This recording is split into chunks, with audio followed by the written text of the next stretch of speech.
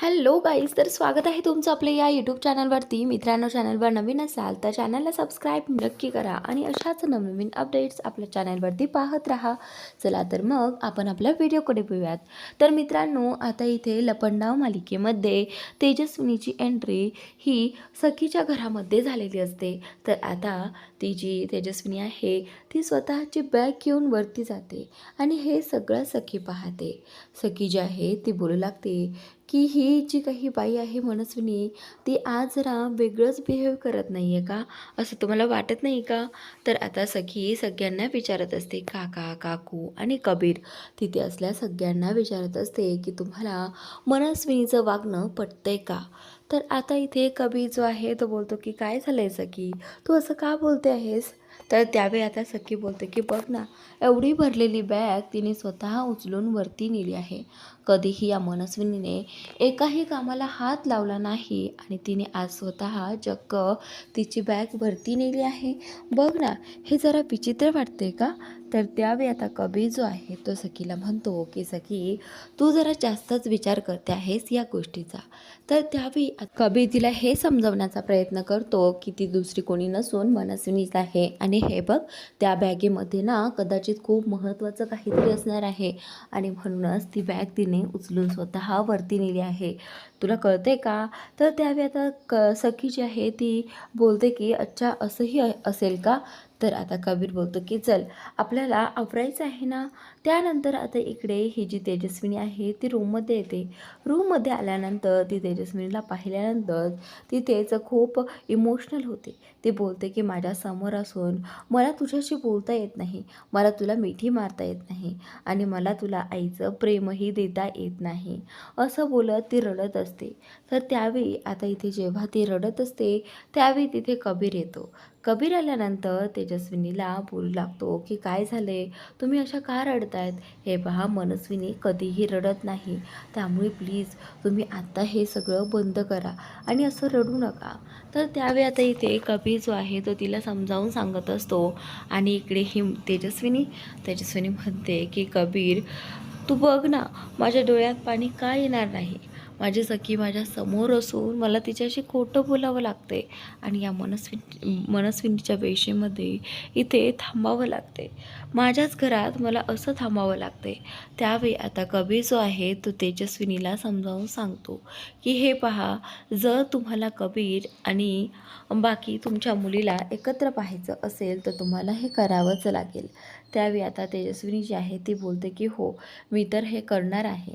तर त्याचनंतर ही तेजस्विनी म्हणत असते की सखी, मी तीच आहे जी तुझ्यावर जीवापाड प्रेम करते आणि एक दिवस असा नक्की येईल की मी तुला सगळ्या जगासमोर माझ्या मिठीत घेईल. असं बोलल्यानंतर कबीर बोलतो की हो, नक्की तुमची इच्छा लवकरच पूर्ण होईल.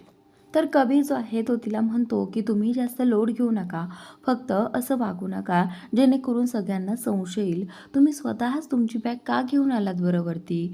तर त्यावेळी आता इथे ही तेजस्विनी जी आहे ती कबीरला विचारते की मग मी काय करायला हवं होतं, ते तर सामान माझंच आहे ना. तर आता कबीर तिला समजावून सांगतो की हे पहा, जरी तुमचं सामान असलं, म्हणजे हे पहा, मनस्विनी कधीही स्वतःचं काम स्वतः करत नाही. त्यामुळे इथून पुढे लक्षात ठेवा, जे काही काम करायचं असेल ते तुम्ही करायचं नाही, तर तुम्ही फक्त ऑर्डर सोडायची, समजलं? तर त्यावेळी आता इथे तेजस्विनी जी आहे ती बोलू लागते की ठीक आहे, पण मग मला सांग, आणखी कुणाला संशय असा पक्का तर झाला नाही ना माझ्यावर? त्यावेळी आता कबीर जो आहे तो बोलू लागतो की नाही, ते काय आहे ना, मी जरा तिथेच काहीतरी थातुरमातुर उत्तर दिलं आणि मग ते त्यांना पटलं. त्यानंतर आता इकडे तेजस्विनी जी आहे ती बोलते की बरं झालं, ठीक आहे, मग मग काही प्रॉब्लेम नाही. तर आता इथे तेजस्विनी जी आहे ती कबीरला म्हणते की मी तरी काय करणार कबीर, सांग ना. एवढ्या वर्षातून मी माझी मुलगी माझ्या डोळ्यासमोर पाहते आहे आणि बघ ना, सखी ही माझ्या प्रेमासाठी कितीही आसुसलेली आहे. तुला दिसतंय ना ते सगळं? मग तिच्या डोळ्यातच पाहता क्षणी दिसतं आहे की ती माझ्या प्रेमासाठी, आईच्या प्रेमासाठी किती आसुसलेली आहे. आणि त्याचमुळे आता इथे माझ्याकडून थोड्याफार चुका होणार आहेत कबीर, पण मी प्रयत्न करणार आहे की मी कुठलीही चूक करणार नाही, तेही फक्त माझ्या सखीसाठी. त्यावेळी आता कबीर जो आहे तो बोलतो की हे आपल्याला आणखी काही दिवस करावंच लागणार आहे बरं का. त्यावेळी आता तेजस्विनी कबीरला विचारू लागते की कबीर, आपल्याला हे जे काही नाटक आहे ते कंटिन्यू किती दिवस करायचं आहे. त्यावेळी आता कबीर सांगतो की जोपर्यंत आपल्याला आपल्या प्रॉपर्टीचे ओरिजिनल पेपर्स हाती लागत नाही तोपर्यंत तर आपल्याला हे करायचंच आहे. पण मी ही मनस्विनीला कळू देणार नाही की तुझी एंट्री या घरामध्ये झाली आहे, कारण मी इथे मनस्विनीची एक्झिस्ट होऊच देणार नाही. तर मित्रांनो, आता इथे ही जी काही तेजस्विनी आहे ती कबीरला विचारते की पण कसं, तू काय केलेस नक्की जेणेकरून मनस्विनी घरी येणारच नाही. तर आता इकडे बेंगलोरला ही मनस्विनी जी आहे ती मीटिंगसाठी आलेली असते आणि तिथे माई देखील आलेले असतात. तर आता इकडे मीटिंगमध्ये माई मनस्विनीच्या आधी हजर झालेले असतात आणि काही क्लायंट देखील आलेले असतात. तर आता तेवढ्यातच ही जी काही मनस्विनी आहे ती देखील तिथे येते. ती आल्यानंतर माई तिच्याकडे पाहते आणि त्यावेळी तेजस्विनी जी आहे ती बोलते की तुम्ही म्हणजे अजूनही तुम्ही मीटिंग्स करत आहात, अजूनही तुम्ही काम करत आहात, तुमचा नातू काय करतो आहे, त्याला घेऊन यायचंच ना.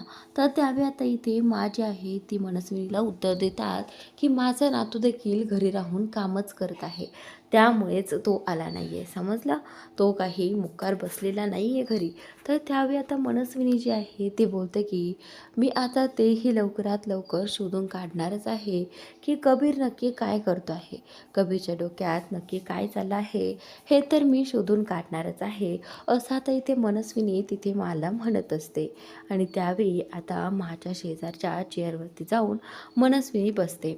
इकडे आता पुढचे दुसरे क्लायंटही आलेले असतात जे की या मीटिंगचे हेड असतात. तर आता इथे आल्यानंतर ते सगळ्यांना ट्रीट करतात आणि त्याचनंतर त्यांच्या मीटिंगला सुरुवात करतात. त्यावेळी आता इथे ते सगळ्यांचे मनापासून पहिल्यांदा आभार मानतात आणि त्यांच्या मीटिंगला सुरुवात करतात. आणि त्यावेळी त्यांनी त्यांच्या बिझनेसबद्दल बोलायला सुरुवात केली. तर सगळे लक्ष देऊन कान देऊन ऐकत असतात की पुढे आपला बिझनेस ग्रो होण्यासाठी काय केलं पाहिजे काय नाही, हे सगळं आज मीटिंगमध्ये चर्चा होणार होती.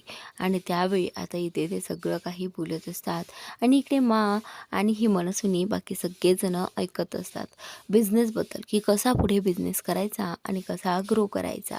त्यावेळी आता इथे ही जी काही मनस्विनी आहे ती त्या माणसाचं बोलणं ऐकत असते. तेवढ्यातच तिने माचा फोन घेतलेला आहे आणि तिने हळूच माचा फोन घेतला आणि त्यानंतर तिने तो स्विच ऑफ केला. त्यानंतर तिने स्वतःच्या पर्समध्ये तो फोन तिचा टाकला.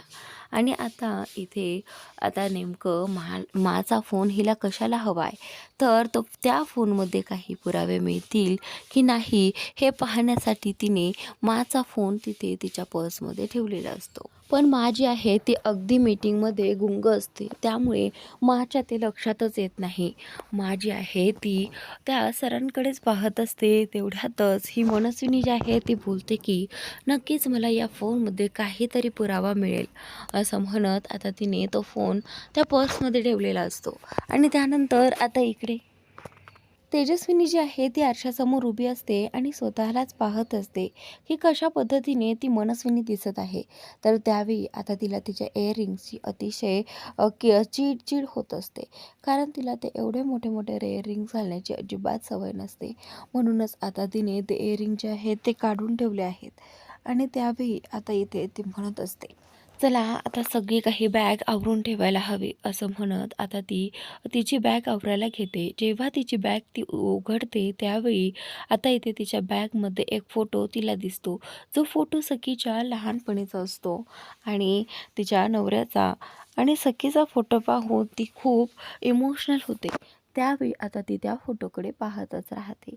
त्यानंतर आता इकडे हा फोटो तिला प्रेरणाने आठवणीने त्या घरून निघताना इकडे येताना दिलेला असतो, जो की हा फोटो तुझ्यासोबत राहिला तर तुला धीर मिळेल हे सगळं करण्यासाठी, म्हणून इथे प्रेरणाने तो फोटो तिच्याकडे दिलेला असतो. तर त्यावेळी हा फोटो पाहून इथे ही जी काही प्रियंका आहे ती खूप खुश होते. तेजस्विनीने तो फोटो पाहता क्षणी तो फोटो आपल्या छातीला कवटाळलेला आहे आणि तो फोटो पाहिल्यानंतर ती बोलते की मला या घरामध्ये मी जेव्हा जेव्हा या रूममध्ये असणार आहे ना, तेव्हा तेव्हा मी तेजस्विनी होणार आहे. कारण जेव्हा मी मनस्विनी होते, तिचे ते वाईट सवय, तिचे ते वाईट गुण माझ्या अंगी येऊ येऊ नये म्हणून मला आता हे सगळं करावं लागेल. नाहीतर एकदा की मनस्विनी बनायची सवय झाली, तर मी तशीच होत जाईल. तर त्याच नंतर आता तिचं एक-एक सामान ती काढू लागते. तेवढ्यात त्यातनं ते तेल आणि फोटो ती बाजूला काढते आणि ती बोलू लागते, की मला प्रेरणा रोज माझ्या केसांना मालिश करून द्यायची. पण आता आता इथे तर मलाच करावी लागणार आहे. असं म्हणत आता इथे तेजस्विनी जी आहे ती तेल आणि बाकी सगळं सामान हळूहळू करून ठेवू लागते. प्रत्येक पावलावर तिला आठवण येत असते. सतत कशाची कशाची काळजी वाटत असते. तर त्याच नंतर आता इकडे तिने तिचे जे काही साड्या वगैरे आहे ते सगळं इथे वॉर्डरोबमध्ये ठेवून दिलेलं आहे. इकडे आता कबीर आणि सखी दोघेही जण साबुदाण्याची खिचडी बनवण्यासाठी किचनमध्ये आलेले असतात. कारण आषाढी एकादशी असल्यामुळे घरात सगळ्यांना उपवास असतो. तर त्यावेळी आता इथे सखी कबीरला म्हणते की कबीर, तुला माहिती आहे का साबुदाण्याची खिचडी कशी बनवतात ते? त्यावेळी आता कबीर जो आहे तो सखीला सजेशन देतो. मला नाही येत रे बाबा, पण माझ्या आईला मस्त खिचडी जमते. तुला माहिती आहे ना, तिच्या हातची खिचडी खाल्ली आहे का तू? तर त्यावेळी आता सखी बोलते की हो, मी ना एक काम करते, आंटीलाच फोन करते आणि आंटीला विचारते की मी साबुदाण्याची खिचडी कशी बनवू. त्यावेळी आता साबुदाण्याच्या खिचडीवरून कबीरला त्याच्या बाबांची आठवण येते. तो बोलतो की मला ना साबुदाण्याच्या नावावरून माझ्या बाबांची आठवण येते. तर त्यावेळी आता इथे सखी बोलते की हे बघ कबीर, आता ना नेहमी मी तुझ्यासोबत आहे, त्यामुळे तू कसलीही काळजी करू नकोस. तुला आता इथून पुढे मी बाबांचीही आठवण येऊ देणार नाही, एवढं तुझ्यावर प्रेम करेल, असं आता इथे सखी कबीरला म्हणत असते.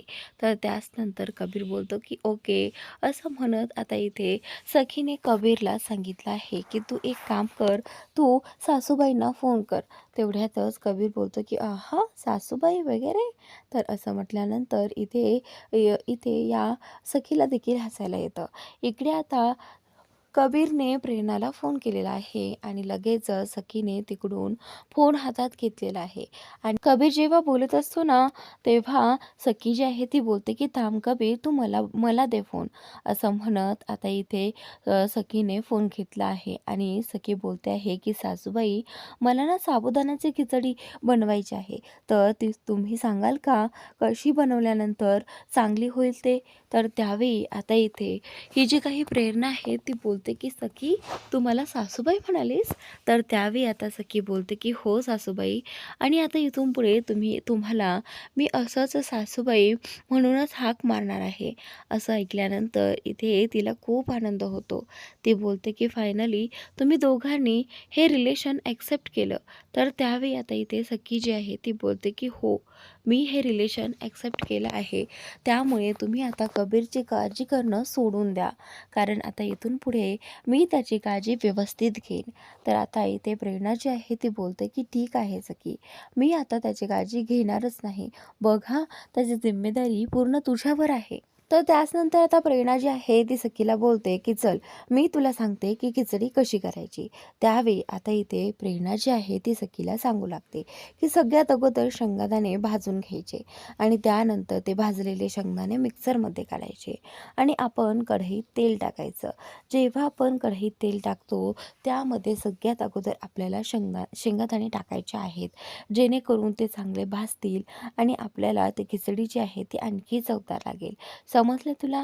तर त्यावेळी आता इथे सखी जी आहे ती बोलते की हो आई, समजलं. आणि त्यानंतर तिने सांगितलं आहे की साबुदाणा टाकायचा आणि बाकी सगळं काही.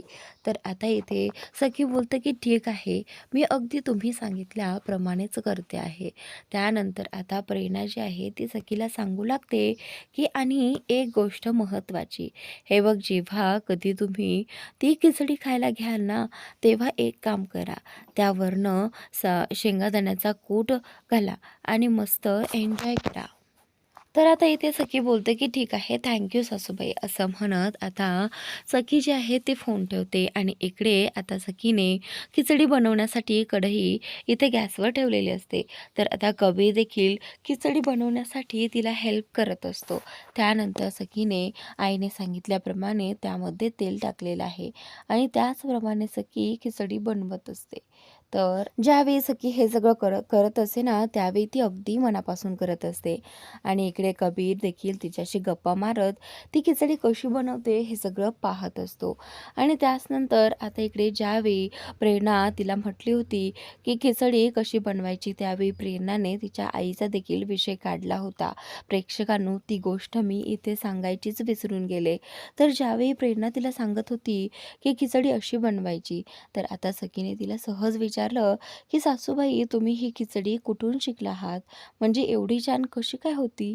तर त्यावेळी आता इथे ही प्रेरणा जी आहे ती बोलते की खरं तर ना, मी ही खिचडी करण्याचं ना तेजस्विनीकडून शिकले आहे. आणि तसंही सखी, तू तिलाच विचार ना, ती तिथे असताना तू मला का विचारते आहेस? असं बोलल्यानंतर आता इथे सखी बोलते की काय काय म्हणालात तुम्ही सासूबाई? त्यावेळी आता सासूबाईच्या लगेच लक्षात येतं की तिने खूप मोठी चूक केली आहे. कारण सखीला तर माहीतच नाहीये की इथे कोण आहे आणि कोण नाही. तर आता इकडे कबीर आणि सखीची खिचडी वगैरे बनून झालेलं असतं. मग आता इथे असणार असते देवाची आरती. तर आता कबीर आणि सखी दोघेही जण आरतीसाठी उभे असतात. आणि इकडे पाठीमागे ही तेजस्विनी जी आहे ती त्यांच्या मागे उभी असते. तर मित्रांनो, आता खूप मोठा इथे सखीला बदल दिसणार आहे. ही जी उर्फी आहे ना, तिने या मनस्विनीला म्हणजेच तेजस्विनीला हात जोडून उभे राहताना पाहिलं आहे. आणि त्यावेळी तिला तर खूप मोठा धक्का बसलेला आहे की ही मनस्विनी काय करते आहे. त्यावेळी आता इथे ती गप्प असते. त्यानंतर आता ती उर्फी जी आहे ती सखीला सांगू लागते की तुला माहिती आहे का दीदी, ही जी काही मनस्विनी आंटी आहे ना, ती हात जोडून देवासमोर उभी होती. तर त्याचनंतर आता इकडे आरती झाल्यानंतर सखीने सगळ्यांना आरती दिली आहे. आणि त्यावेळी मनस्विनी देखील आरती घेतलेली असते. तर त्याचनंतर आता इकडे सगळेजण खाण्यासाठी बसतात. सगळेजण आता इथे फराळाचं करणार असतात.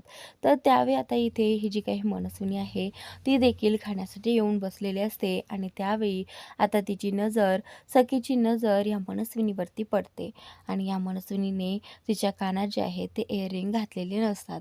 कारण तिला त्या गोष्टीचा त्रास होऊ लागला होता.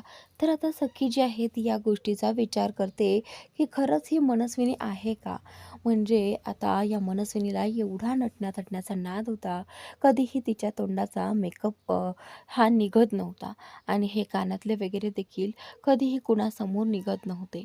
मग सखीने तिला जाब विचारला की खरंच तू नक्की मनस्विनीच आहे ना? कारण कधीही मनस्विनी आपले इयरिंग काढून ठेवत नाही. तर असं बोलल्यानंतर आता इथे तेजस्विनीला खूप टेन्शन येतं की अरे, आता काय करू? सखीने तर ओळखलं आहे. त्यावेळी आता कबीर जो आहे तो पुन्हा एकदा सावरून घेण्याचा प्रयत्न करणार आहे. आणि सखीला समजावून सांगणार आहे की तू त्यांच्या आयुष्यामध्ये हस्तक्षेप का करते आहे. तर त्यावेळी आता इथे कबीर त्या दोघींनाही समजावून सांगतो की तुम्ही दोघीही जणी खाऊन घ्या. तर मित्रांनो, आजचा भाग इथेच संपलेला आहे. पुढील भाग नक्की पहा आपल्या या चॅनलवरती. पुढील भाग खूपच इंटरेस्टिंग आहे आणि तुम्हाला तो नक्की आवडेल. तर नक्की पहा आणि आपल्या या यूट्यूब चॅनलला सबस्क्राईब नक्की करा. Thanks for watching.